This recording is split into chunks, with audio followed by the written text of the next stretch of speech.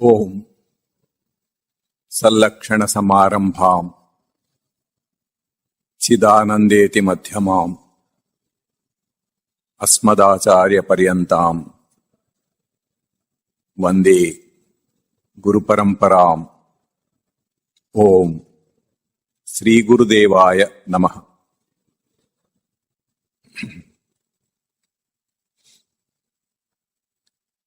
సాధన చతుష్టయం గురించి చెప్పుకుంటున్నాము.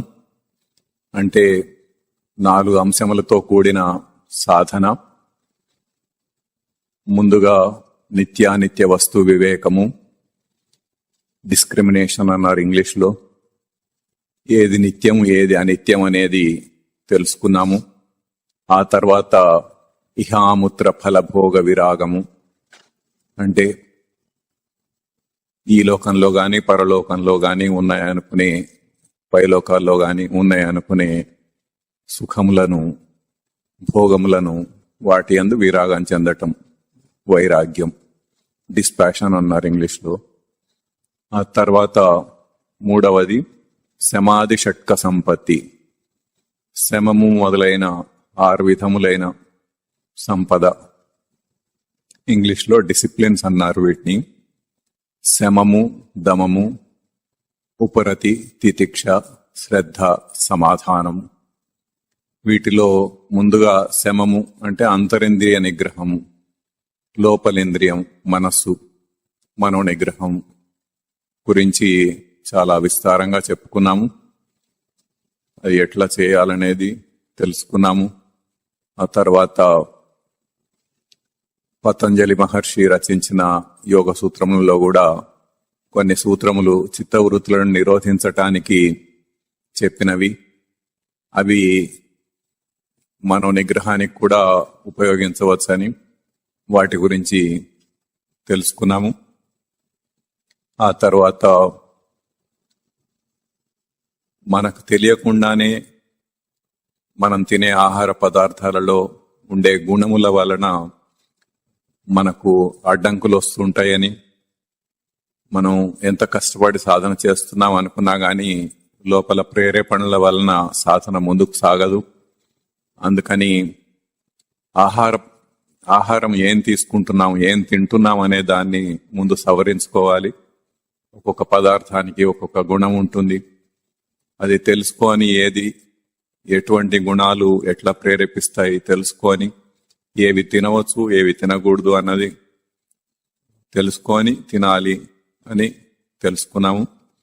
ఆ తర్వాత కేవలం పదార్థాల యొక్క గుణములే కాదు, వంట చేసేవారి ప్రవృత్తి, వంట చేసేటప్పుడు వారి మనోభావాలు ఎట్లా ఉన్నాయి అన్న దాన్ని బట్టి కూడా ఆ ప్రేరేపణలు తినేవాళ్లకు వస్తాయని, అది కూడా చూసుకోవాలని తెలుసుకున్నాము. ఈ రకంగా ఇవన్నీ సరిగా చేసుకుంటే మనకు తెలియకుండా వచ్చే అడ్డంకులు తగ్గుతాయి. దమం గురించి, దమం అంటే బాహ్యేంద్రియ నిగ్రహము, దాని గురించి కూడా కొంత చెప్పుకున్నాము. అంతరింద్రియ నిగ్రహం ఉంటే బాహ్యేంద్రియ నిగ్రహం కూడా సులభంగా వస్తుంది. అంతరింద్రియ నిగ్రహం లేకుండా బాహ్యేంద్రియాలు నిగ్రహించలేము. ఎందుకంటే మనసే అన్నిటినీ కంట్రోల్ చేస్తూ ఉంటుంది. ఈ ఇంద్రియములన్నీ కూడా మనం ఇక్కడ చార్ట్లో కూడా చూసుకున్నాము. జ్ఞానేంద్రియములు, కర్మేంద్రియములు ఇవన్నీ కూడా మెదడు ద్వారా మనస్సుకు వెళ్తాయని, మనసే వాటన్నిటిని కంట్రోల్ చేస్తూ ఉంటుంది. అందుకని మనసును నిగ్రహించితేనే బాహ్యమైన వాటిని, ఇంద్రియాలను నిగ్రహించగలుగుతాము అని తెలుసుకున్నాము. బాహ్యేంద్రియాలంటే 5 జ్ఞానేంద్రియాలు, 5 కర్మేంద్రియాలు. కర్మేంద్రియాలు వాక్పాణి పాదపాయ ఉపస్థేంద్రియములు. అట్లాగే జ్ఞానేంద్రియములు శ్రోత్రత్వక్ చక్షుర్జిహ్వా ఘ్రాణములు. ఈ మొత్తం 10 ఇంద్రియాలను కూడా కంట్రోల్ చేసేది మనస్సు. కనుక ముందు మనోనిగ్రహం, శమము, అది ఒక స్థాయికి వస్తూ ఉంటే అప్పుడు దమము, బాహ్యేంద్రియ నిగ్రహం కూడా వస్తూ ఉంటుంది. అయితే ఈ బాహ్యేంద్రియ నిగ్రహము దమములో ఒక ప్రత్యేకత ఏంటంటే మన ప్రవృత్తి గుణగణాలు మనకి ఇంద్రియాల యొక్క కదలికలలో స్పష్టంగా తెలుస్తూ ఉంటుంది. అంటే మూమెంట్స్, ఇప్పుడు కర్మేంద్రియాలు ఉన్నాయనుకోండి, వాక్ పాణి పాద పాయు ఉపస్థేంద్రియములు. వాక్ అంటే మన భాష, మాట్లాడేది మాటను బట్టి ఎట్లా మాట్లాడుతున్నాడు, దుడుకుగా మాట్లాడుతున్నాడా, అతి వినయంగా మాట్లాడుతున్నాడా, బద్ధకంగా మాట్లాడుతున్నాడా, అట్లా దాన్ని బట్టి సత్వగుణమా రజోగుణమా తమో గుణమా అన్నది కొంత మనకు తెలుసుకోవచ్చు. ఇంకా బాగా తెలుసుకోవచ్చు పాణి, చేతుల కదలికలతోటి ఇంకా బాగా బొమ్మ గీచినట్టుగా అర్థమవుతూ ఉంటుంది. ఎట్లా మూమెంట్స్ ఎట్లా ఉన్నాయి అనే దాన్ని బట్టి, పాదములు అట్లాగే కాళ్ళ నడకని బట్టి కూడా తెలుసుకోవచ్చు. ఇప్పుడు ఉదాహరణకు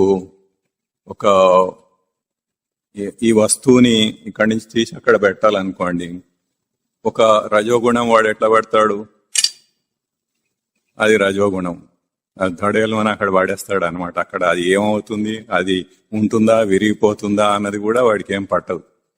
అదే ఒక తమో గుణం వాడిని ఇక్కడి నుంచి తీసి అక్కడ పెట్టాలంటే ఎంతో కష్టపడి బద్ధకంగా సోమరితనంగా అట్లా పెడుతూ ఉంటాడు. ఇక అదే సత్వగుణం వాడిని ఇది తీసి అక్కడ పెట్టమంటే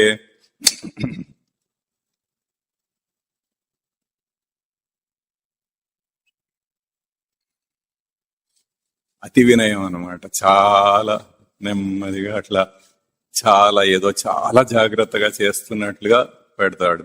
అదే గుణాతీతమైన వాడున్నాడు అనుకోండి, అన్ని 3 గుణాలకు అతీతమైన వాడు ఎట్లా పెడతాడు, ఇక్కడ ఉంది, అక్కడి నుంచి అక్కడికి వెళ్ళింది, వేగంగా కూడా వెళ్ళింది, అయినా చప్పుడు కాలేదు, దానికి ఏమీ అది విరగలేదు, దానికి ఎటువంటి డ్యామేజ్ కాలేదు. అది 3 గుణాలకు అతీతమైన వారు చేసే పద్ధతి అన్నమాట. అట్లా ఏదైనా మన కదలికలను బట్టి అది ఏ గుణం అనేది మనం గ్రహించవచ్చు. అందుకని ఇది ఈ దమము అనే దానికి, బాహ్యేంద్రియ నిగ్రహానికి అది ఒక ప్రత్యేకత. అంతరింద్రియ నిగ్రహంలో అంటే మనసు నుంచి కూడా తెలుసుకోవచ్చు, మనసులో మనం ఏం ఆలోచిస్తున్నాము, ఎట్లా ఆలోచిస్తున్నాము, దాన్ని బట్టి కూడా ఏ గుణాలు అనేది తెలుసుకోవచ్చు. కానీ అది సూక్ష్మమైంది కాబట్టి కొంచెం కష్టంగా ఉంటుంది. ఇదేమో బయట కనపడేది, కళ్ళకు కనపడుతూ ఉంటుంది, చెవులకు వినపడుతూ ఉంటుంది, స్పర్శ తెలుస్తూ ఉంటుంది, కాబట్టి సులభంగా తెలిసిపోతుంది ఎవరు ఎటువంటి గుణం గలవాళ్ళు అన్నది. అట్లా ఈ దమం యొక్క ప్రత్యేకత అది. ఆ తర్వాత ఇప్పుడు శమము దమము అయిపోయినాయి. మూడవది ఉపరతి.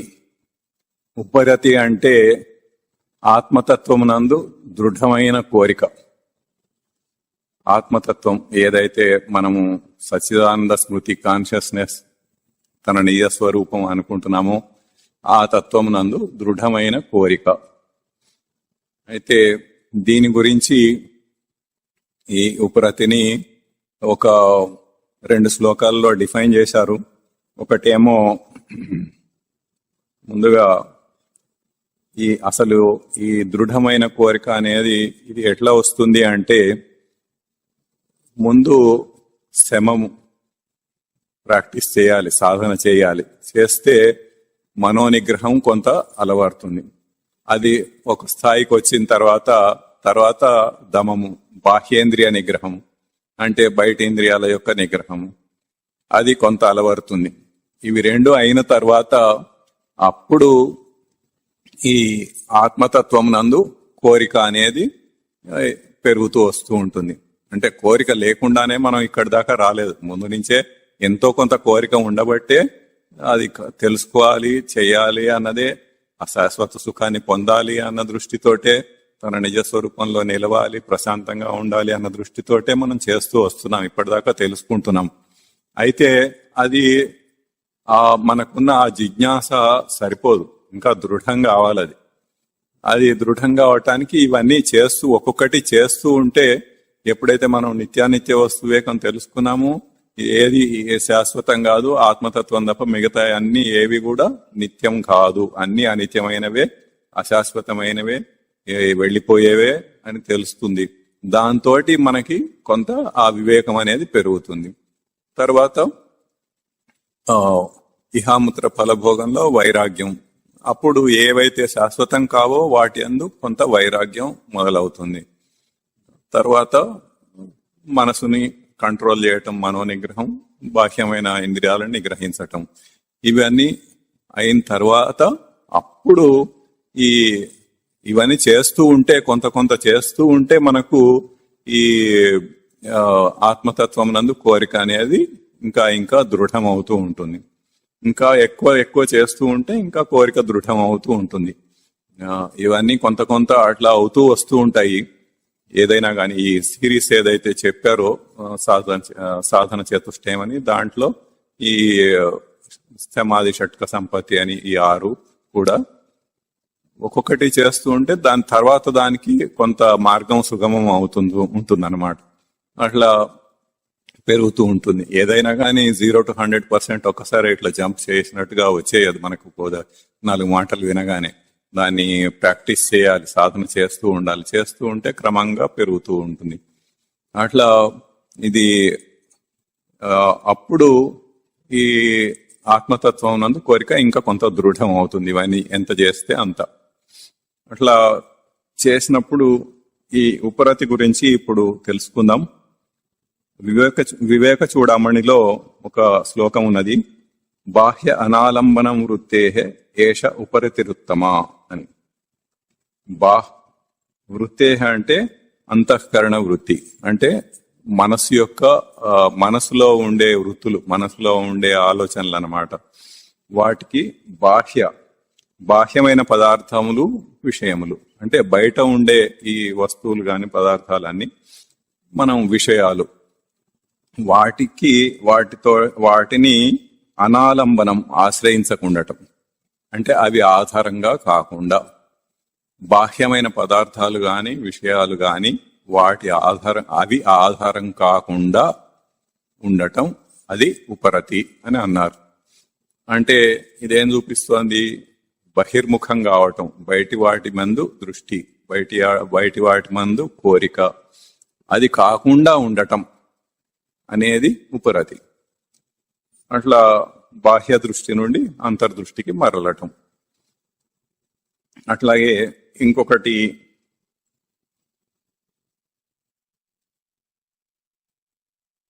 అపరోక్షానుభూతిలో ఒక శ్లోకం ఉన్నది, విషయేభ్య పరావృత్తి పరమోపరతిర్హి సా. అంటే విషయముల నుండి వెనుకకు తిరగటం అనేదే పరమమైన ఉపరతి అన్నది. అంటే ఇప్పుడు మనం బయట విషయాల గురించి ఆలోచిస్తూ వాటినే దృష్టిలో పెట్టుకొని బయట వస్తువుల మీదనే ఆధారపడుతూ వాటితోటి జీవితం గడుపుతున్నాము.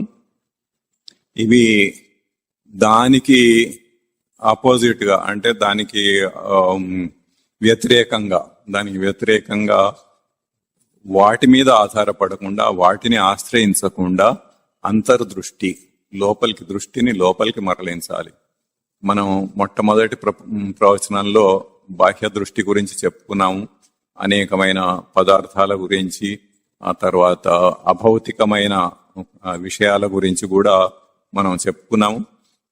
చెప్పి ఇదంతా బాహ్య దృష్టి అని, దాని నుంచి లోపలికి మరలాలి అని అప్పుడు ఈ చార్ట్ గురించి మనం చెప్పుకున్నాము. లోపలికి మరలితే అప్పుడు ఈ బయట వస్తువులు, విషయముల నుండి జ్ఞానేంద్రియములు, కర్మేంద్రియముల ద్వారా, నర్వస్ సిస్టమ్ ద్వారా మెదడు, మనసు, బుద్ధి, చిత్తం, అహంకారం, తెలివి, సవరణ, జ్ఞానం, ప్రవృత్తి, అక్కడ నుండి సచ్చిదానంద స్మృతి, సచ్చిదానందములు. అట్లా లోపలికి వెళ్ళటం, దాన్ని అంతర్దృష్టి అన్నారు.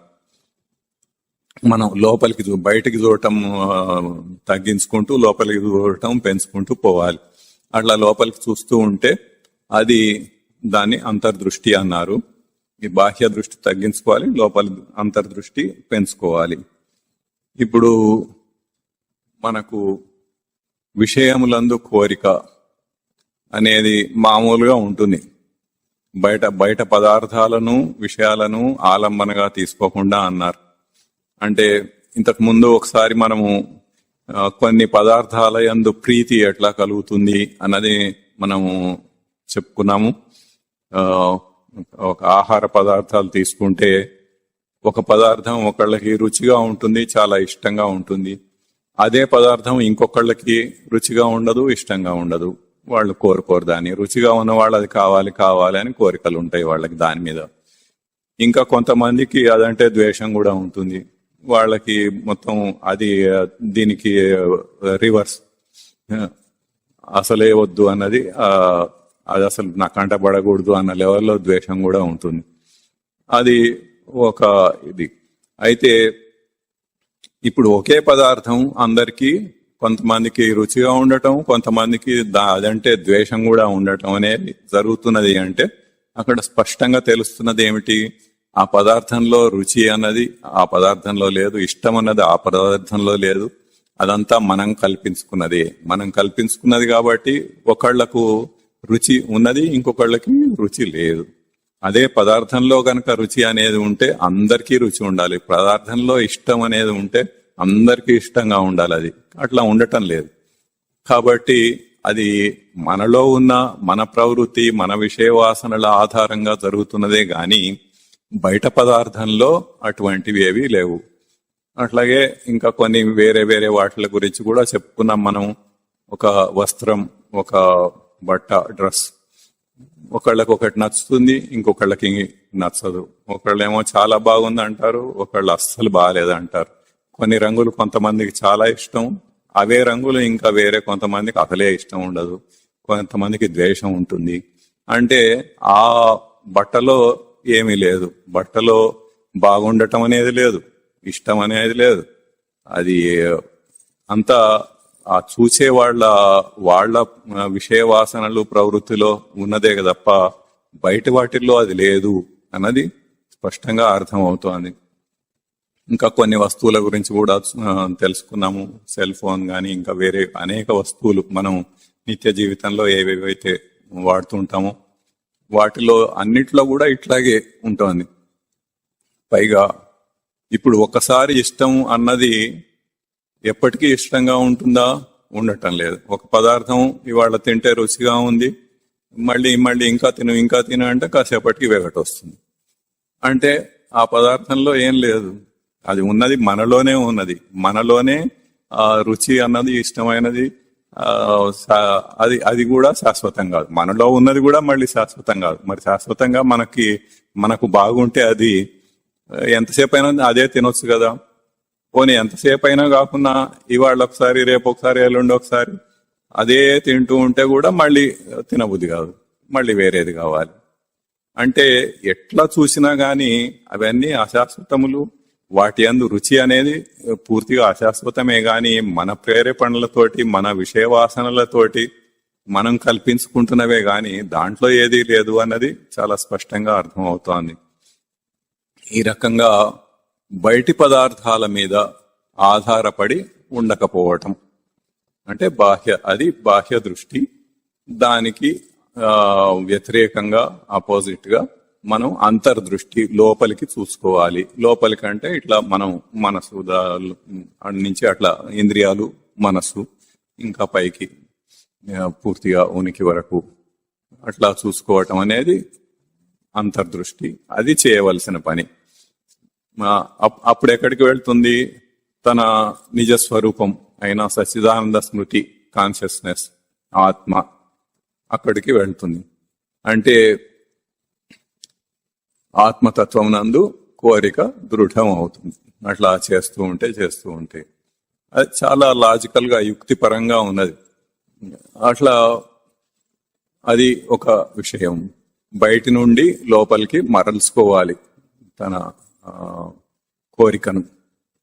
రెండవది ఇంద్రియార్థముల యందు ప్రీతి. ఇంద్రియార్థములంటే ఇప్పుడు మనం జ్ఞానేంద్రియముల గురించి చెప్పుకున్నాము. శ్రోత్రత్వ చక్షుర్జిహ్వా ఘ్రాణేంద్రియములు అని. శ్రోత్ర అంటే చెవి వినటం. ఆ, చెవి వినేటప్పుడు కొంత కొంత ఒక సంగీతం గాని ఒక పాట గాని మనకు చాలా ఇష్టంగా ఉంటుంది. అదే అదే సంగీతం మళ్ళీ వేరే వాళ్ళకి ఇష్టంగా ఉండదు. అందరికీ అట్లా ఉండదు. అంటే అది మనలోనే ఉన్నది అని అర్థం అవుతుంది. అది బయట లేదు, మనలోనే ఉన్నది అన్నది. మన విషయ వాసనలను బట్టే అది ప్రవర్తిస్తోంది కానీ బయట దాంట్లో ఏదీ లేదు. అట్లాగే పోనీ ఒక పాట చాలా ఇష్టం అని అదే కంటిన్యూస్ అదే విను విను అంటే వినగలడా?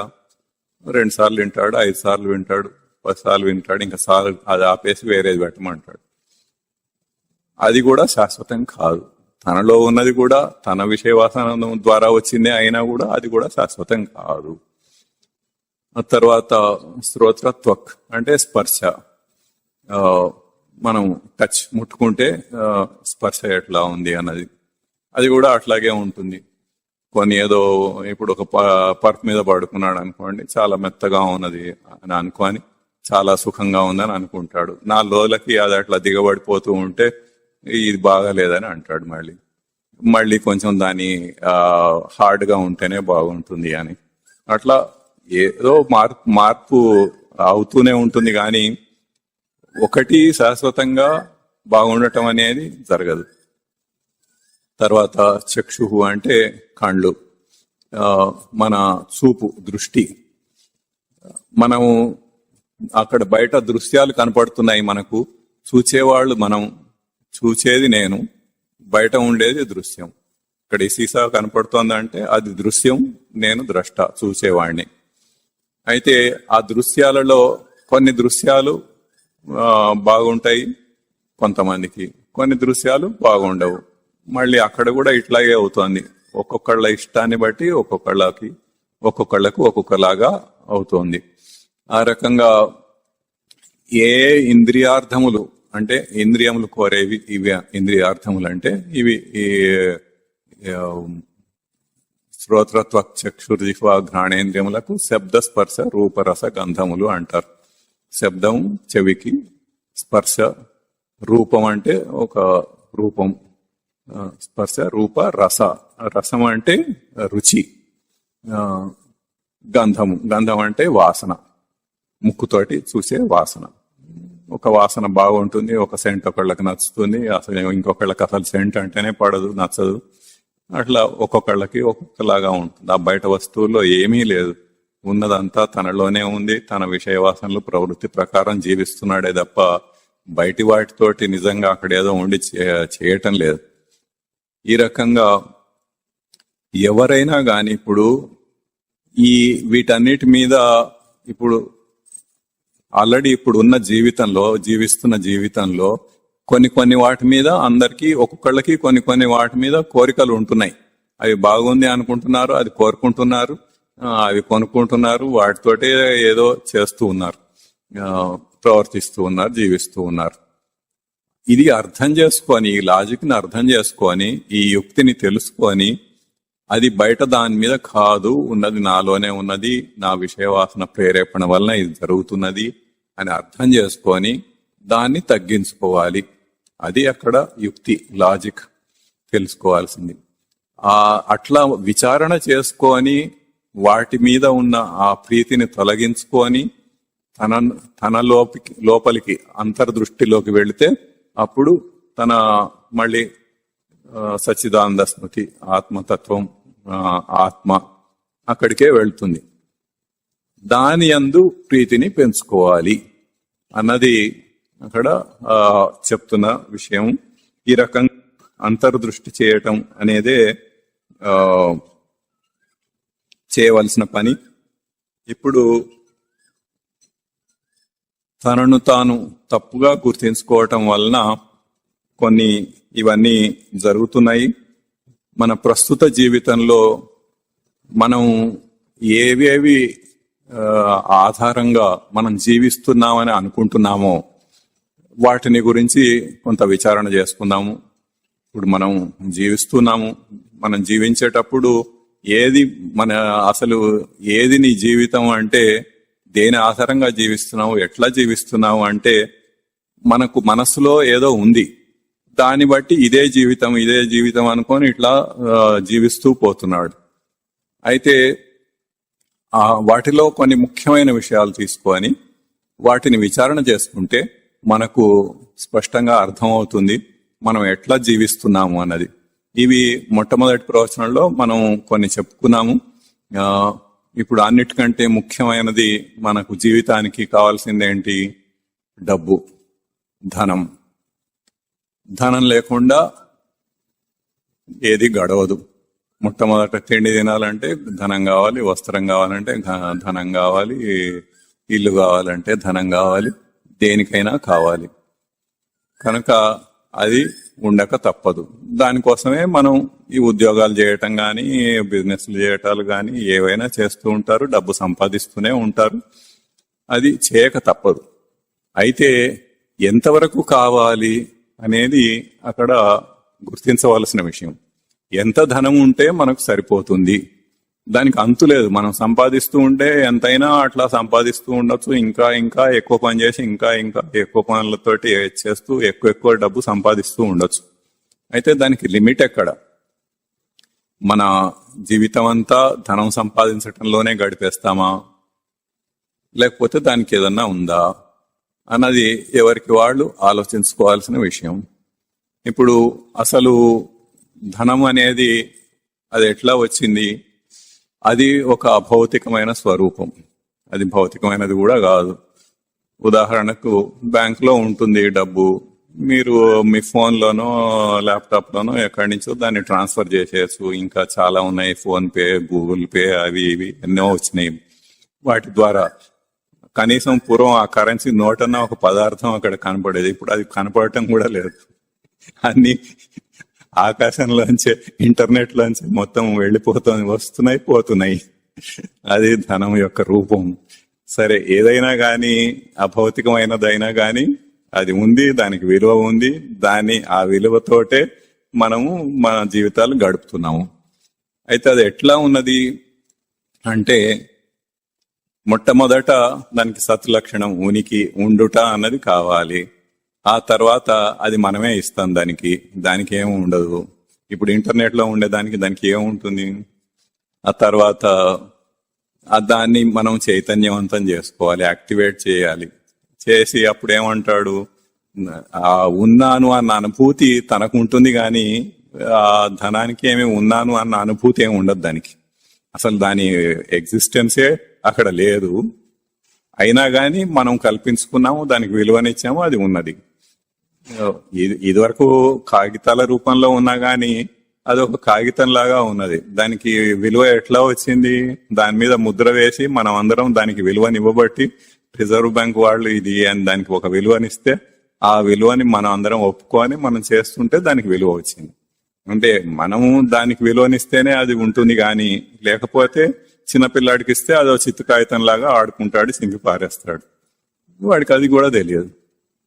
అట్లాగే ఉంటుంది. అయితే మనము దానికి ఉనికి ఇచ్చి దాన్ని చైతన్యవంతం చేసుకొని ధనంతోనే నాకు ఉనికి అన్నది మనం అనుకుంటాం. ఆ యాక్టివేషన్ చేసి అట్లా ఉండుట ఉన్నాను అన్న అనుభూతి ఏదైతే ఉందో అది మనకుంది, దానికి లేదు. దానికి ఇచ్చి మనం అది ఉన్నది, దాంతోనే నాకు ఉనికి అని అనుకుంటాడు. దాంతోనే ఉనికి అనుకున్నవాడు ఇంకా అదే దృష్టితోటి పనిచేస్తుంటాడు. మామూలుగా అందరం అట్లాగే చేస్తున్నాం, అదేమి ఎక్సెప్షన్ ఏం కాదు. కొంతమంది చేస్తున్నారు, అందరు చేయట్లేదని కాదు. ఆల్మోస్ట్ అందరూ 99.99% అట్లా బతుకుతున్న వాళ్లే మామూలు ప్రస్తుతం ఉన్న జీవితంలో. దాని గురించి మనం విచారణ చేసుకుంటున్నాం. అయితే అట్లా ఉన్నప్పుడు ఏమవుతుంది? రేపొద్దున ధనం పోయింది అనుకోండి, దుఃఖిస్తాడు. తన ఉనికియే కోల్పోయినట్టుగా, అసలు తనకు ఉనికే ఇంకా లేనట్టుగా బాధపడతాడు, దుఃఖిస్తాడు.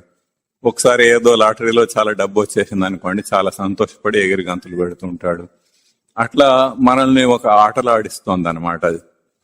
అయితే ఇప్పుడు ఈ ధన సంపాదనకు మనం ఎంత సమయం వెచ్చించాలి అనేది, అంటే సంపాదించడానికి జస్ట్ పని చేయటం ఒకటే కాదు, దాని గురించి మనం ఆలోచిస్తున్నా కూడా అదంతా ధనం అకౌంట్ లోకే వస్తుంది. మనం ఎంత ఆలోచిస్తే రాత్రి పడుకున్నా కూడా డబ్బు గురించి ఆలోచిస్తున్నాం అంటే ఇంకా అది డబ్బు గురించే, దాని అకౌంట్ లో ఆ టైం అంతా అయిపోతుంది అన్నమాట. అయితే ఎంత టైం దానికి, ఎంత సమయం దానికి వెచ్చిస్తున్నాము అన్నది ఎవరికి వాళ్ళు మనం విచారణ చేసి చూసుకొని దాన్ని తగ్గించుకోవాలి. మనకు ఎంత ఉంటే సరిపోతుంది అన్నది ఒక లిమిట్. దాన్ని బట్టి మనం ఎంతో కొంత ఇంతటితోటి సంతృప్తి పడటం అన్నది, అంటే ముఖ్యంగా దాని గురించి ఎంత సమయం వెచ్చిస్తున్నాము అన్నది, దానికి విలువ ఎట్లా వచ్చింది అన్నది మనం గ్రహించి దాన్ని బట్టి మనం దానికి ఎంత విలువనివ్వాలి అన్నది మనం విచారణ చేసుకోవటం ఒకటి. ఇంకొకటి దాని గురించి ఎంత సమయం మనం ఖర్చు పెడుతున్నాము, వెచ్చిస్తున్నాము.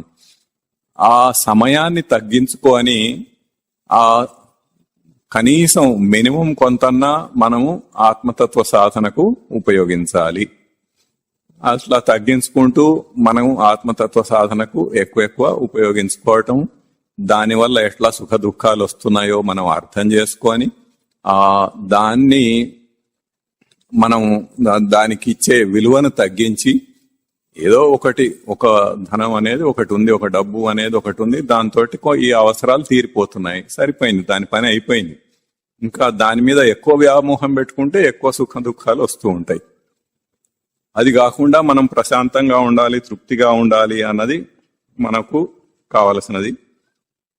ఆ రకంగా దానికి కేటాయించే సమయం తగ్గించుకొని ఆ సమయాన్ని మనం ఆత్మతత్వ సాధనకు ఉపయోగించటం అనేది చేయవలసిన పని. ఇది బాహ్య దృష్టిలో నుండి అంతర్దృష్టికి మరలటం, ఇదే ఉపరతి. ఆ తర్వాత ధనం తర్వాత మన జీవితంలో ఇంకా ముఖ్యమైనది ఏమిటి?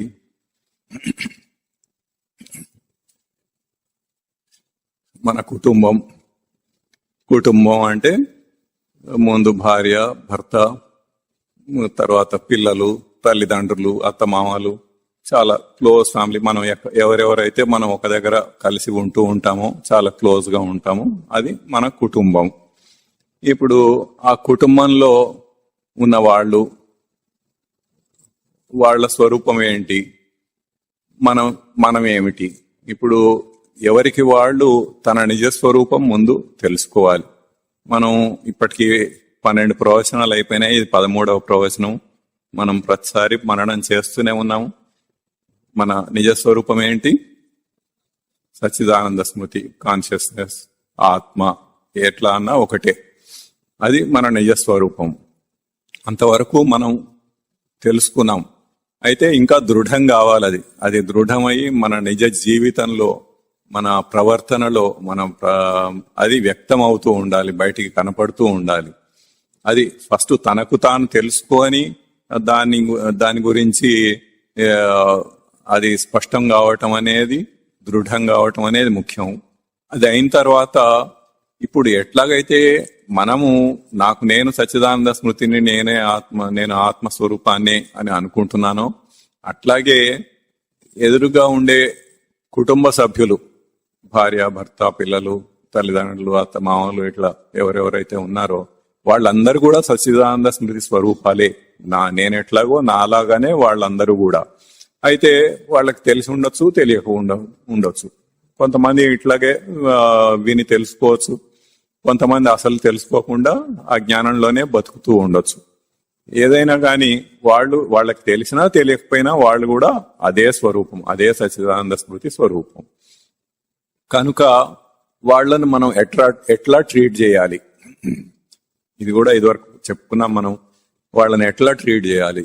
మనతో సమానంగా అందరూ కూడా రెస్పెక్టబుల్ గా, చిన్నవాళ్ళు కావచ్చు, పెద్దవాళ్ళు కావచ్చు, ఎవరైనా కానీ వాళ్ళకి రెస్పెక్ట్ తోటి వాళ్ళు కూడా తనలాగానే సచ్చిదానంద స్మృతియే అన్న దృష్టితోటి ప్రవర్తించటం, అన్నది ఒక విషయం. అయితే అంత మాత్రాన మన బాధ్యతలు వదిలేస్తామా? కాదు. అది కేవలం మన మనోభావంలో ఉంటుంది. మన మనస్సులో ఇప్పుడు ఎవరిని చూసినా గాని వాళ్ళ గురించి ఒక భావం మనకి ఏర్పడి ఉంటుంది ఆల్రెడీ. ఇప్పుడు ఒక వ్యక్తిని చూస్తే ఇతను మంచివాడు అనే భావం మనకు మనసులో ఉండవచ్చు. ఒక వ్యక్తిని చూస్తే వీడు దుష్టుడు అన్న భావం మనసులో ఉండవచ్చు. మనం మామూలుగా ఇప్పుడు ప్రస్తుతం ఉన్న జీవితంలో కూడా అట్లాగే ప్రవర్తిస్తూ ఉంటాం. ఏ మనిషిని చూసినా వెంటనే మనకి లోపల ఒకటి వస్తుంది, ఒక భావం. ఆ భావంతో మనం ప్రవర్తిస్తూ ఉంటాం. అట్లాగే ఇప్పుడు ఆ భావం పక్కకు జరిపి అతను కూడా సచ్చిదానంద స్మృతి స్వరూపమే, ఆమె కూడా సచ్చిదానంద స్మృతి స్వరూపమే అన్నది మన ఆ భావం మన మనసులో రావాలి. అది వస్తే మనకి కొంతన్నా ఈ జ్ఞానం అంటుకున్నట్టు. అది వచ్చి తర్వాత బయటకి మామూలుగానే ప్రవర్తిస్తూ ఉంటాం. బయటకు మన బాధ్యతలన్నీ మనం నిర్వర్తిస్తూ ఉంటాము. కుటుంబ సభ్యుల పట్ల ఎటువంటి బాధ్యతలు మనకు ఉంటాయో వాళ్ళని పోషించటం గాని, వాళ్ళకి ఏదైనా అయితే హాస్పిటల్ తీసుకెళ్ళటం గాని, పిల్లల్ని స్కూల్లో జాయిన్ చేయటం గాని, ఇంకా వేరే వాళ్ళకి కావాల్సినవన్నీ కొనివ్వటం గాని, ఇంకా వాళ్ళ ఫ్యూచర్ లో వాళ్ళకి ఎటువంటి జీవితం గడపాలో దానికి తగినట్లుగా, ఇప్పుడు వాళ్ళు ఏదో డాన్స్ నేర్చుకోవటం ఇంకోటి ఏదో నేర్చుకోవాలనుకుంటే దానికి అది ఏదో మనం కొంచెం తెలుసుకొని దానికి తగిన ఏర్పాట్లు చేయటం గాని, ఇంకా ఉన్నత విద్య మాస్టర్స్ చేయడము, పిహెచ్డి చేయాలనుకున్నా, ఇట్లా ఏదో చేయాలనుకున్నప్పుడు దానికి కూడా మనం మామూలుగా జీవితంలో ఎట్లాగైతే మనం ఒక బాధ్యతతోటి ప్రవర్తిస్తూ ఉంటామో అట్లాగే బాధ్యతలు అట్లాగే ఉంటాయి, అట్లాగే ప్రవర్తిస్తూ ఉంటాం. అట్లా ఉండి లోపల మాత్రం మనకి చూడగానే ఆ వ్యక్తి కూడా సచ్చిదానంద స్మృతి స్వరూపమే, ఆత్మస్వరూపమే అన్న భావం మనకి లోపల ఉండాలి. ఉండి బయటకు మామూలుగా మనం చేయవలసినవన్నీ మనం చేస్తూనే ఉంటాం. ఏం తేడా ఉండదు. మొదటి నుంచి నేను చెప్తూనే ఉన్నాను, ఈ సాధన అనేది బయటది కాదు, కేవలం లోపల మనసులో చేసుకునే సాధన అని. అది గుర్తుపెట్టుకోవాలి. అట్లా చేసుకుంటూ ఉండాలి. చేస్తూ అట్లా స్వకుటుంబంలో ఇంకా వాళ్ళకు కూడా అధ్యాత్మ విద్యను నేర్పడానికి ప్రయత్నించటం, ప్రోత్సహించటం, ఇంకా వాళ్ళకి కొన్ని వీడియోస్ చూపించి కలిసి చూడటము, ఎక్స్ప్లెయిన్ చేయటము, ఏదో ఒక రకంగా మనకి ఏదైతే మంచిదో వాళ్ళకు కూడా అదే మంచిది, మన కుటుంబ సభ్యులకు కూడా అదే మంచిది. అట్లాగే వాళ్ళని కూడా వృద్ధి పొందటానికి తగిన అవకాశాలను మనం కల్పిస్తూ ఉండటము, ప్రోత్సహిస్తూ ఉండటం అనేది మనం చేయాలి. ఎందుకంటే ఏదైనా కానీ వాళ్ళ బాగునే కోరుకుంటాం కదా మనం. అట్లా ఇక్కడ కూడా వాళ్ళ బాగునే కోరుకొని అది చేయటానికి ప్రయత్నిస్తూ ఉంటాం. అది చేయాలి, బాధ్యతలు నిర్వర్తించాలి. ఇది ఇక్కడ బాహ్య దృష్టి నుండి అంతర్దృష్టికి మరలటం. బాహ్య దృష్టి అంటే ఏంటి? వాళ్ళ వాయు వరుసలతోటి కొడుకు అని చూడటం, భార్య అని చూడటం. ఇప్పుడు ఆమె ఎదురుగా వచ్చిందంటే వెంటనే భార్య అన్న ఫీలింగ్ లో బ్రతుకుతూ ఉంటాడు, భర్త ఎదురుగా వస్తే భర్త అన్న ఫీలింగ్ లో బతుకుతూ ఉంటారు. అట్లా కాకుండా మనకు ముందు ఆ ఫీలింగ్ రావాలి, అది కూడా సచ్చిదానంద స్మృతి స్వరూపమే అన్నది రావాలి. వచ్చి మనం చేయవలసినవన్నీ చేస్తూ ఉండొచ్చు. అది సొంత కుటుంబం. ఆ తర్వాత ఇంకా ఎవరు ఉంటారు? బంధువులు, మిత్రులు. వాళ్ళందరూ కూడా అంతే. బంధువులైనా కానీ ఏముంటుంది, ఇట్లాగే ఏదో ఒక వరుసతోటి వాళ్ళు బంధువులు అవుతారు. ఒకళ్ళు మామ కావచ్చు, ఒకళ్ళు అత్త కావచ్చు, ఒకళ్ళు అల్లుడు కావచ్చు, బామ్మర్ది కావచ్చు, ఇంకోటి కావచ్చు. అనేకమైన వరుసలు ఉన్నాయి మనకు. ఆ వరుసలతోటి అట్లాగే మనం ప్రవర్తిస్తూ ఉంటాం. అక్కడ కూడా ఇంతే. అక్కడ ఆ వ్యక్తిని చూడగానే ఆ వ్యక్తి కూడా సచ్చిదానంద స్మృతి స్వరూపమే అని మనకు మనసులోకి రావాలి. ఆ తర్వాత ఇప్పుడు వాళ్లతో ఎట్లా ప్రవర్తిస్తామో అట్లా ప్రవర్తిస్తూ ఉంటాం. మరి దగ్గర బంధువులు అంటే వాళ్ళ ఇంట్లో ఏదైనా శుభకార్యమో అశుభకార్యమో ఏదైనా అయితే మనం వెళ్తూ ఉంటాం, వస్తూ ఉంటాం. వాళ్ళు మన ఇంటికి వస్తుంటారు, పోతూ ఉంటారు. అట్లా అక్కడ కూడా అట్లాగే చేస్తూ ఉంటాం.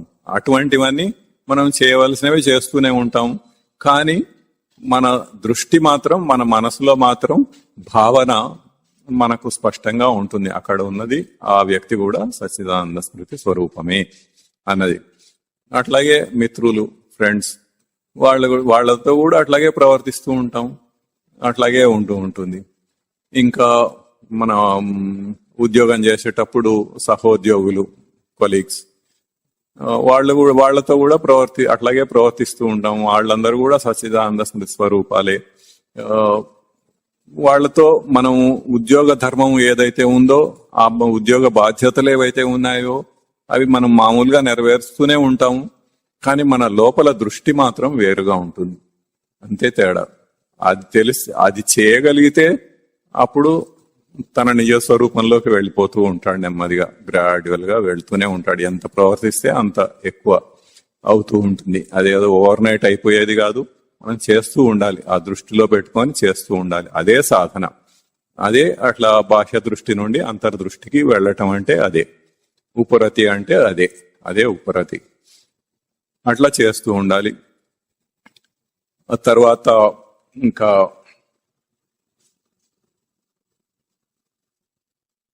ఇంకా కొన్ని మొదటి రోజు మనము చెప్పుకున్నాము కొన్ని అభౌతికమైన విషయాల గురించి. దాంట్లో ఒకటి మహత్వాకాంక్ష అంటారు. అంటే ఎవరికి వాళ్ళు నేను గొప్ప అని అనుకోవటం. ఇప్పుడు ఒకళ్ళు బాగా ఎక్కువ చదువుకొని ఏదో మాస్టర్స్ చదివేసి నేను గొప్ప అనుకోవచ్చు, పిహెచ్డి చేసి నేను గొప్ప అనుకోవచ్చు, నేను సైంటిస్ట్ను, నేను చాలా గొప్పవాడిని అని అనుకోవచ్చు. లేకపోతే నేను చాలా గొప్ప డాక్టర్ని, చాలా మంది వస్తుంటారు నా దగ్గరికి, నేను గొప్ప అని అనుకోవచ్చు. నేను గొప్ప లాయర్ని అని అనుకోవచ్చు. అట్లా ఒక్కొక్కళ్ళు ఒక్కొక్కటి. అట్లా ఏదో చాలా పెద్ద పెద్దవి అని మనం లౌకికంగా అనుకునేవి చేసిన వాళ్ళు గొప్ప అనుకుంటే అవును కదా అని మనం అనుకుంటాం. కానీ చాలా తక్కువ స్థాయి వాళ్ళు కూడా అట్లాగే అనుకుంటారు. ఇప్పుడు ఒక హెల్పర్ ఉన్నాడు అనుకోండి, హెల్పర్ కూడా నేను గొప్ప అనే అనుకుంటాడు. తనకున్న పరిధిలో తను గొప్ప అని అనుకుంటాడు. మామూలుగా ఇప్పుడు కంపెనీలో చూసుకుంటే ఒక ఎండినో డైరెక్టరో ఏదో గొప్ప అని అనుకుంటారు. లేకపోతే ఒక డిపార్ట్మెంట్ హెడ్, ఒక సెక్షన్ హెడ్, చివరికి ఒక హెల్పరు, ఒక అన్స్కిల్డ్ వర్కరో, వాళ్ళు కూడా నాకు నేను గొప్ప అనే అనుకుంటాడు. ఎవ్వరూ కాదని అనుకోరు. ఎందుకు? దానికి కారణం ఏంటంటే తను తన నిజస్వరూప పరంగా, ఆత్మపరంగా తను గొప్పవాడు. అది గొప్పది. అంతేగాని బయట ఇప్పుడు మనం ఏవైతే చెప్పుకున్నామో, ఒకడేదో చాలా బాగా చదువుకున్నాడనో, లేకపోతే ఒకడు డాక్టర్ అయ్యాడనో, లాయర్ అయ్యాడనో, లేకపోతే ఒకడు ప్రైమ్ మినిస్టర్ అయ్యాడనో, ఒకడు చీఫ్ మినిస్టర్ అయ్యాడనో గొప్ప కాదు. అది తన సచ్చిదానంద స్మృతి పరంగా అది తన నిజ స్వరూపం. అది కనుక తను గొప్పవాడు. అది ఇన్హరెంట్ గా అందరికీ ఉన్నది. దాన్ని ఇందాక ఏదైతే వేరే వేరే విషయాల్లో తప్పుగా మనం అన్వయించుకుంటున్నామో, అట్లాగే ఇది కూడా ఆ లోపల ఉన్న ఆ గొప్పతనం అనే భావాన్ని తప్పుగా మనం అన్వయించుకొని వాటి వల్ల నేను గొప్ప అని అనుకుంటున్నాడు. అది బాహ్య దృష్టి.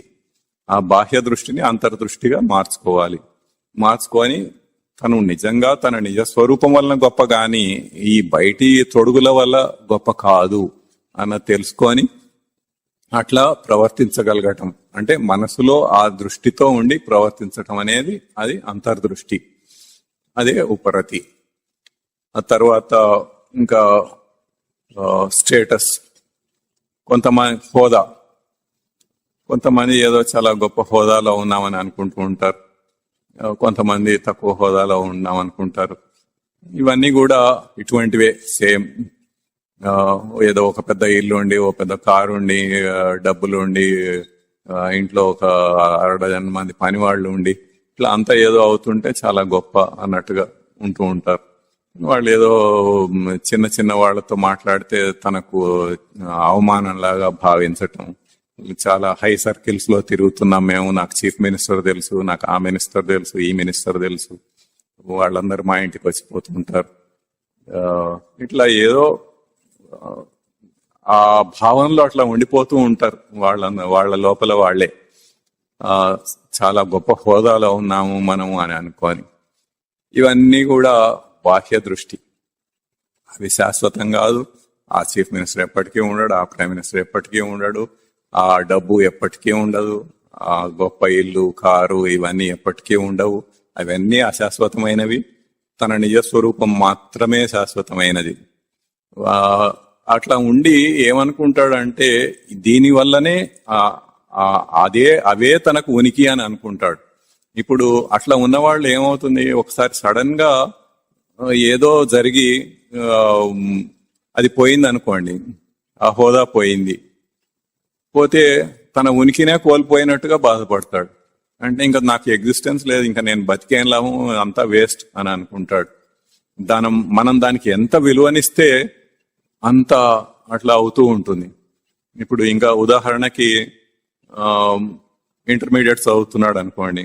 ఇంటర్మీడియట్ అనేది ఒక టర్నింగ్ పాయింట్. నెక్స్ట్ ఏం చదవాలి అనే దానికి. దీంట్లో మంచి మార్కులు వస్తే ఏదో మెడిసిన్ లో సీట్ రావచ్చు, ఇంజనీరింగ్ లో రావచ్చు, ఇంకా దేంట్లోనో రావచ్చు, లేకపోతే రావు. అయితే అదే తనకు ఉనికి అన్నట్లుగా ఇంకా కుర్రాడు అట్లా చదువుతూ ఉంటారు, బాగా చదివేవాళ్ళు, అందరూ కాదు. అయితే ఇప్పుడు అది రాలేదనుకోండి, ఏదో ఒక ప్రాబ్లం వల్ల, తనలో ప్రాబ్లం ఉండొచ్చు, లేదా బయట కూడా ఏదన్నా ఆ కరెక్షన్స్ లోనో ఇంకెక్కడో ఏ కంప్యూటర్ లోనో ఏదో అయి ఉండొచ్చు. అట్లా అయి ర్యాంక్ రాలేదనుకోండి, మంచి మార్కులు రాలేదు, ఇంకా తన ఉనికినే కోల్పోయినట్టుగా ఫీల్ అవుతూ ఉంటాడు. ఇంకా నేను బతికేం లాభం అనుకుంటాడు. అట్లా చాలా ఆత్మహత్యలు కూడా జరుగుతూ ఉంటాయి. నిజంగా మనం న్యూస్ పేపర్స్ లో చూస్తూ ఉంటాం అట్లాంటి ఈవెంట్స్. ఇవన్నీ ఎందుకు జరుగుతున్నాయి?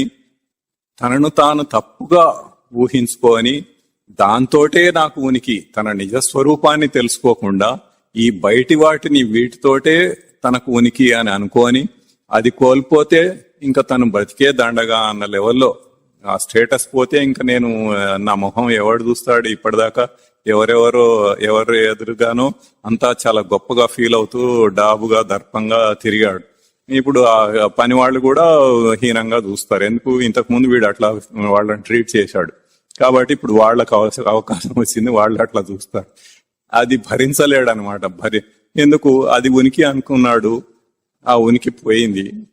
ఇప్పుడు ఈ ఇంటర్మీడియట్ కుర్రాడు ఎట్లయితే ఆత్మహత్య చేసుకున్నాడు అట్లాంటి భావాలు వస్తాయి వాళ్ళకి.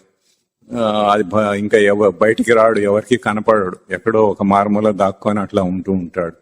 ఇవన్నీ ప్రస్తుతం మనం జీవితంలో ఇట్లాంటివన్నీ వాటి భావాలతోటి మనం బతుకుతూ ఉన్నాము. ఇంకా ఇంతకు ముందు ఫ్యాషన్స్ అని దాని గురించి చెప్పుకున్నాము, అదైతే ఇంకా చెప్పనే అవసరం లేదు. ఎవరో ఒక సినిమా తార ఏదో చేస్తే అది ఒక ఫ్యాషన్. ఒక సినిమాలో ఒక డ్రెస్ ఏదో వేసుకుంటే అది ఫ్యాషన్, మనం అది వేసుకోవాలి. ఇంకా ఎవరో మగవాళ్ళు ఒక పిలక పెట్టుకుంటే అది ఒక ఫ్యాషన్. ఆడవాళ్ళు ఒళ్ళంతా కనపడేటట్టు బట్టలు వేసుకుంటే అదొక ఫ్యాషన్. ఇట్లా రకరకాలుగా ఏది ఫ్యాషన్ అనేది ఏం లేకుండా దానికి మనం విలువనిస్తున్నాం. అది గుర్తించాల్సిన విషయం.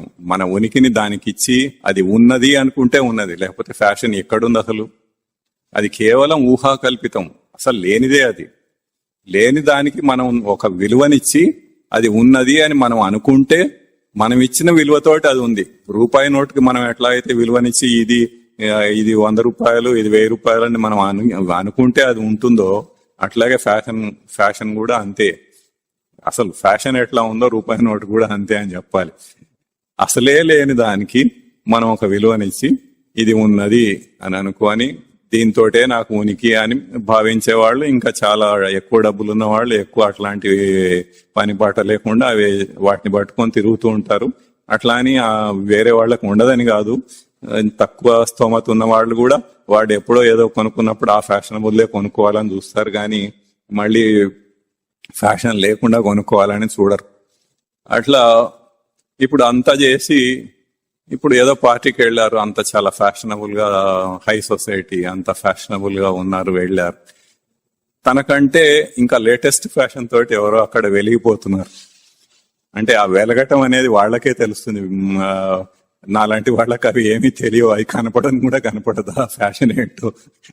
అయితే ఆ వెలిగిపోతూ ఉంటే అప్పుడు వీళ్ళకి ఏమైంది, ఈర్ష్య వస్తుంది అనమాట. అందరి అటెన్షన్ అక్కడ ఆ లేటెస్ట్ ఫ్యాషన్ మీద, ఎవరైతే ఆ దుస్తులు ధరించో ఆ హెయిర్ స్టైల్ ధరించో అట్లా వస్తున్నారో వాళ్ళ మీద ఉంటుంది. మరి ఇప్పుడు మామూలుగా ఫ్యాషనబుల్ గా ఉండే ఈ మిగతా వాళ్ళ సంగతి ఏంటి? వాళ్లకు అసూయ వస్తుంది అక్కడ. వచ్చి ఇప్పుడు అదే నాకు ఉనికి అని ఏదైతే దానికి విలువనిచ్చాడో దాంతోనే ఉన్నాను అన్నట్టుగా అది కోల్పోతాడు. కోల్పోయి ఇంకా ఇటువంటి భావాలు వస్తూ ఉంటాయి. ఇప్పుడు తన ఉనికినే కోల్పోయినట్లుగా బాధపడుతూ ఉంటాడు, దుఃఖిస్తూ ఉంటాడు. అట్లా ఇప్పుడు ఆ ఫ్యాషన్ అనేది దృష్టిలో లేకుండా మామూలుగా సింపుల్ డ్రెస్ వేసుకొని దేహాన్ని కప్పుకోవటానికి వస్త్రం, చలి వేడిల నుంచి కొంత తగ్గించుకోవటానికి కాపాడుకోవటానికి వస్త్రం, అది దాని పర్పస్ నిజంగా ఉన్నది. అది ఆ పర్పస్ ని మనం గుర్తించి దాన్ని అట్లా ధరించితే అటువంటి వాడికి ఈ సుఖ దుఃఖాలు ఉండవు, ఈ ఈర్ష్యాసూయలు ఉండవు, అది గొప్ప అన్నది ఉండదు, ఇది తక్కువ అన్నది ఉండదు, ఏది ఉండదు, ఉనికిని కోల్పోవటం అనేది ఉండదు. అట్లాగాని వాడిని ఎవరు రెస్పెక్ట్ చేయరా? ఎందుకు చేయరు? చక్కగా రెస్పెక్ట్ చేస్తారు, చేసేవాళ్ళు చేస్తారు. వాడి గుణగుణాలను బట్టి, వాడి క్యారెక్టర్ని బట్టి వాడికి రెస్పెక్ట్ ఇస్తారు. కానీ కేవలం డ్రెస్ వేసుకొని రాగానే అందరూ రెస్పెక్ట్ ఏమి ఇవ్వరు. ఏదో ఆ సొసైటీలో అట్లాంటి భావాలతోటి బతికే వాళ్ళు మాత్రమే అదేదో గొప్పగా చూస్తారు తప్ప మిగతా వాళ్ళందరూ అదంతా ఏం గొప్పగా చూడరు. అట్లా లేని దానికే మనం ఒక విలువనిచ్చి ఇది ఉన్నది అని అది కోల్పోతే మనం దుఃఖపడి, అట్లా మనదే లేటెస్ట్ అయితే ఇంకా వేరే వాళ్ళందరూ మన వైపు చూస్తుంటే సంతోషపడి ఇట్లా సుఖ దుఃఖాలని కల్పించుకుంటూ బ్రతుకుతూ ఉన్నాడు. ఇది బాహ్య దృష్టి. అది లేకుండా సింపుల్ గా ఉండటం, దాని నిజమైన పర్పస్ ఏంటి? ఒక వస్త్రం ధరించటం గాని, ఒక హెయిర్ స్టైల్ గాని, ఒక చెప్పులు గాని, షూస్ గాని, దాని నిజమైన పర్పస్ ఏంటి, దాని అవసరం ఏంటి అన్నది తెలుసుకొని దాని ప్రకారం బతుకుతూ ఉంటే వాడి క్యారెక్టర్ పాయింట్ ఆఫ్ వ్యూలో వాడికి రావాల్సిన గౌరవం వాడికి వస్తుంది. అట్ ద సేమ్ టైం ఇటువంటి సుఖ దుఃఖాలు ఏమీ ఉండవు. వాడు ప్రశాంతంగా ఉంటాడు. వీటికి అతీతంగా తన ఆత్మతత్వాన్ని తెలుసుకోవటంలోను, దాంట్లో దృఢత్వాన్ని పొందటంలోను వాడు చేస్తూ ఉంటాడు. ఇది అంతర్దృష్టి. ఇదే ఉపరతి అన్న లక్షణం. ఇది ఫ్యాషన్స్. ఇంకొకటి నామ్స్ అని, ఒక సాంఘిక మర్యాదలు, ఒక పద్ధతులు అని. ఇప్పుడు మనం అందరం సంఘజీవులం. అంటే సంఘంలో ఏది ఎట్లా జరుగుతుంటే మనం కూడా అట్లా వాళ్ళని ఫాలో అయిపోతూ ఉంటాం. అందరూ ఏది చేస్తుంటే మనం కూడా అదే చేస్తూ ఉంటాం. అది సంఘజీవి. అయితే కొన్ని ఏదో ఒక పద్ధతులు మనం కల్పించుకున్నాం. ఏంటంటే ఒక పెళ్లికి వెళ్ళాలంటే పట్టు చీర కట్టుకొని వెళ్ళాలి, వేరే ఫంక్షన్స్ కి అయితే అవసరం లేదు, డ్రెస్సులు వేసుకొని వెళ్ళొచ్చు. మామూలుగా ఎప్పుడు డ్రెస్సులు వేసుకొని తిరిగే వాళ్ళు కూడా పెళ్లికి వెళ్ళేటప్పుడు మాత్రం పట్టు చీర కట్టుకొని వెళ్తారు కొంతమంది, అందరూ కాదు. కానీ అట్లా ఒక పద్ధతి పెట్టుకొని ఇట్లాగే ఉండాలి, ఇది ఇట్లాగే చేయాలి అని. ఇప్పుడు ఒక పెళ్లి చేయాలంటే అక్కడ ఏర్పాట్లు ఎట్లా చేయాలి, తిండి ఎట్లా పెట్టాలి, ఏం చేయాలి, ఇవన్నీ ఏదో వస్తూ ఉంటే అది అట్లా చేస్తూ ఉంటావు. ఎవరిని ఎట్లా ఆహ్వానించాలి. ఇప్పుడు ఉదాహరణకి ఒక 70-80 సంవత్సరాల క్రిందట ఎవరికన్నా ఒక పెళ్లికి ఆహ్వానించాలంటే పర్సనల్ గా వెళ్ళి ఒక కార్డు ఇచ్చి ఆహ్వానించటం అన్నది ఒక్కటే తెలుసు.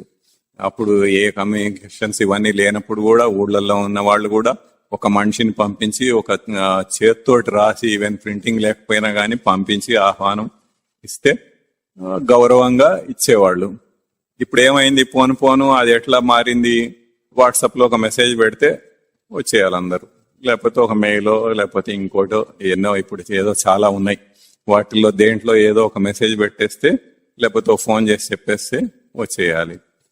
అందరు అట్లా అలవాటు అయిపోయినారు. వాళ్ళు ఎట్లా చేస్తున్నారో మన ఇంట్లో చేస్తే మనం కూడా అట్లాగే చేస్తాం. అందరు కూడా అట్లాగే ఉండాలి. అంటే ఇప్పుడు అదేంటి, అది ఇప్పుడు ప్రజెంట్ నామ్, ఇప్పుడున్న పద్ధతి అది. ఆ పద్ధతి ప్రకారం చేస్తే పర్వాలేదు, ఏం తప్పులేదు. ఇదే పని మరి ఒక 40 ఏళ్ల కిందట చేసినా గానీ అప్పుడు చాలా ఆక్షేపించేవాళ్ళు దాన్ని. నాకు పర్సనల్ గా వచ్చి ఇవ్వలేదు, నా కార్డే ఇవ్వలేదు, అసలు నేను ఎట్లా వస్తాను పెళ్లికి అని అనేవాడు. ఇప్పుడు అది లేదు. ఇప్పుడు అది లేదు. అది లేకుండా కేవలం అంటే ఇవన్నీ ఏంటి, ఇది ఏదో ఒక శాస్త్ర ప్రకారమో ఎక్కడో రచింపబడినవో అట్లా వచ్చిన ధర్మాలు కాదు. లేని వాటిని మనకు మనమే ఒకటి క్రియేట్ చేసుకొని కల్పించుకొని ఇది ధర్మం అని అనుకుంటున్నాం, ఇట్లాగే బ్రతకాలి అని అనుకుంటున్నాం. అట్లా అనుకొని మనం అట్లా బ్రతుకుతూ పోతున్నాం. ఇట్లా బ్రతకటాన్ని ఇదే జీవితం అని అనుకొని మనం అట్లా బ్రతుకుతున్నాము. ఇంకా అనేకమైన విషయాల్లో మనం మన ప్రస్తుత జీవితంలో ఏవేవి అంశాలతోటి మనం జీవిస్తున్నామో, ఇదే జీవితం అని అనుకుంటున్నామో, అసలు ఇంకో ఆలోచనే లేకుండా అందరూ ఎట్లా చేస్తున్నారు మనము అట్లాగే చేయాలి. ఒక బర్త్డే చేసుకోవాలంటే ఇంతకు ముందు ఏదో ఒకసారి చేసుకునేవాళ్ళు. ఇప్పుడు పోను ఏమైంది, ప్రతి సంవత్సరం బర్త్డే చేసుకోవాలి. ప్రతి సంవత్సరం పెద్ద పెద్ద వాళ్ళు అయిపోయిన తర్వాత కూడా ముసలాళ్ళు అవుతున్నా కూడా ఇంకా బర్త్డేలు. ఒకప్పుడు అసలు అది ఇమాజినబుల్ కూడా కాదు, ఎవరు ఊహించలేని విషయం. అయినా ఇప్పుడు ఇంకా ఏదో ఏదో అప్పుడు పూర్వం ఏదో షష్ఠి పూర్తి అని చేసుకునేవాళ్ళు పూర్వకాలంలో, 60 ఏళ్ళు వచ్చిన తర్వాత. ఇప్పుడు అట్లా ఏం లేదు. 25 ఏళ్లకు ఒకసారి, 30 ఏళ్లకు ఒకసారి, 40 ఏళ్లకు ఒకసారి, ఎన్నిసార్లు అయినా చేసుకోవచ్చు. డబ్బులు ఉంటే చాలు, ఏదో ఒకటి చేయాలి, అందరిని పిలవాలి, తిండి పెట్టాలి, అందరూ నువ్వు గొప్ప అని అనుకోవాలి అని ఆ చేసుకునేవాడు వాడు అట్లా అనుకుంటాడు. వీళ్ళు ఏదో కాసేపు కాలక్షేపం అట్లా వేసి నలుగురితోటి కాసేపు మాట్లాడి కబుర్లు చెప్పుకొని వద్దామని వీళ్ళు వస్తూ ఉంటారు. ఇంకా ఏదో కొంచెం కొత్త డ్రెస్సులు అవి ఇవి తగిలించుకొని దాంతో తన గొప్ప సాటుకుందామని కొంతమంది వస్తూ ఉంటారు. ఇట్లా రకరకాలుగా అందరూ ఎట్లా చేసేవాళ్ళు అట్లా చేస్తూ ఉంటారు. అది ఒక జీవన విధానం, ఇది జీవితం అని అనుకొని మనం అట్లా జీవిస్తున్నాము. ఇట్లా చెప్పుకుంటూ పోతుంటే ఇంతకుముందు చాలా ఉదాహరణలు చెప్పుకున్నాము. అట్లా ఎన్ని రకాలుగా చెప్పుకున్నా గానీ ఇవన్నీ కూడా మనం కల్పించుకున్నవి అన్నది మొట్టమొదట తెలుసుకోవాల్సిన విషయం. ఏది చాలా గొప్ప, ఏది ఎప్పటి నుంచో వస్తున్నది అని అనుకుంటే ఏది కూడా అట్లా లేదు. ఇప్పుడు ఒక 200 సంవత్సరాల కింద ఇప్పుడున్న పద్ధతులు ఏవీ లేవు. 100 సంవత్సరాల కింద అసలు ఏవీ లేవు. అవన్నీ మనం ఇప్పుడున్నాయి. ఉండటమే గాక అదట్లా చేయకపోతే ఆక్షేపించే వాళ్ళు ఉంటారు. వీళ్ళు ఏం చేయటం లేదు, అది చేయటం లేదు, ఇది చేయటం లేదు అని అనుకొని. ఎవరైనా పెళ్లి చేసుకున్నా మనం వెళ్ళి రావాలి, ఎవరైనా చచ్చిపోయినా మనం వెళ్ళి రావాలి, బర్త్డే చేసుకున్నా వెళ్ళి రావాలి, ఇంకేదో చేసుకున్నా వెళ్ళి రావాలి. ఇట్లా ప్రతిదానికి మనం ఇవన్నీ క్రియేట్ చేసుకుంటున్నాము, కల్పించుకుంటున్నాము అన్నది గుర్తించాలి. అది గుర్తించి అట్లా మనము గుడ్డెద్దు సేవలో పడ్డట్టుగా అట్లా వెళ్ళిపోతూ ఉండటం కాకుండా తెలిసి చేయాలి. తెలిసి ఇవి కల్పించుకున్నవి, ఇవి నిజం కావు, ఇవి ధర్మాలు కావు, ఏ శాస్త్రంలోనూ ఈ ధర్మం చెప్పబడలేదు అని మనం అర్థం చేసుకొని మన జీవితం అంటే ఇది కాదు, అసలు జీవితం అనేది అధ్యాత్మ విద్య తెలుసుకొని తన నిజస్వరూపం తెలుసుకొని తన నిజస్వరూపంలో నిలిచి అట్లా నిలవటానికి తగిన సాధన చేసుకుంటూ క్రమంగా వృద్ధి పొందటం అనేది అది తన చేయవలసిన పని. అసలు ఈ దేహం ఎందుకు తెచ్చుకున్నాడు అంటే ఈ దేహంతో ప్రవర్తించి తన ప్రవర్తనలో తనను తాను చూసుకొని ఎక్కడైనా లోటుపాట్లుంటే సవరించుకోవటానికి ఈ దేహం తెచ్చుకున్నాడు. కానీ ఆ విషయాన్ని మర్చిపోయి ఇంకా ఆ బాహ్య దృష్టితోటి దాంట్లో పడిపోయి అట్లా చేస్తూ పోతున్నాడు. అది గుర్తించవలసిన విషయం. తన దేనికోసమైతే ఒక దేహం తీసుకొని తెచ్చుకున్నాడో అదే మర్చిపోయి ఇట్లా బయట అందరూ ఏది చేసేస్తుంటే అదే గుడ్డిగా చేసేస్తూ ఉండటం. ఈ రకంగా మనం కొన్ని అంశాలు ఇప్పుడు చెప్పుకున్నాము. ఈ అంశాలలో బాహ్య దృష్టి ఎట్లా ఉంటుంది, అంతర్దృష్టి అంటే ఎట్లా ఉంటుంది, బాహ్య దృష్టి నుండి అంతర్దృష్టికి ఎట్లా మరలాలి అన్నది తెలుసుకున్నాము. బాహ్య దృష్టిలో అట్లా అన్ని కల్పించుకున్నవి, లేనివి లేని వాటికే మనం అవి ఉన్నట్లుగా వాటికి విలువనిచ్చి మనం అదే జీవితం అన్నట్లుగా అట్లా జీవిస్తూ వెళ్తున్నాము. అట్లా కాకుండా నిజమైన జీవితం అనేది వేరే ఇంకొకటి ఉన్నది అని తెలుసుకొని తన నిజ స్వరూపాన్ని తెలుసుకోవటానికి సాధన చేస్తూ అటువంటి జీవితం జీవించటం అనేది అట్లా చేస్తూ ఉంటే అప్పుడు ఈ ఉపరతి అనేది పెరుగుతూ వస్తూ ఉంటుంది. ఇది అందరూ చేయవలసినది.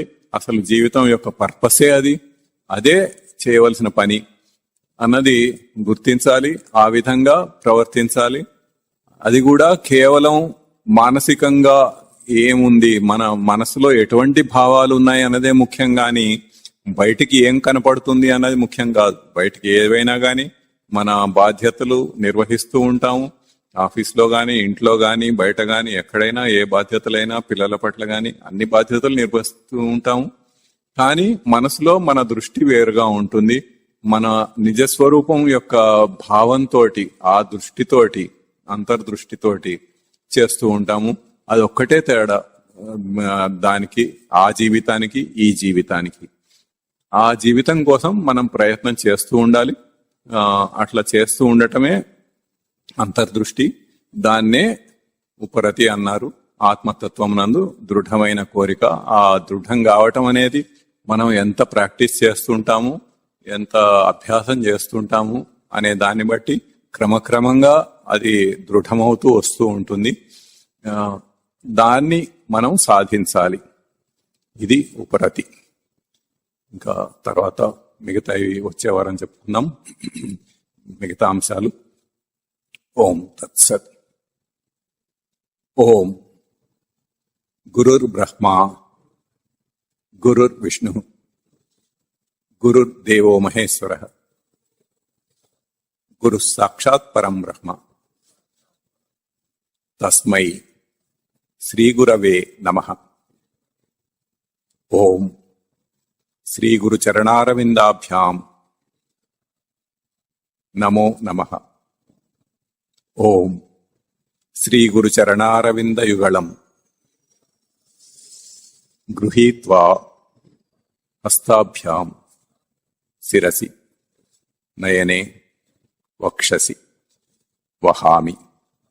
ఓం తత్సత్.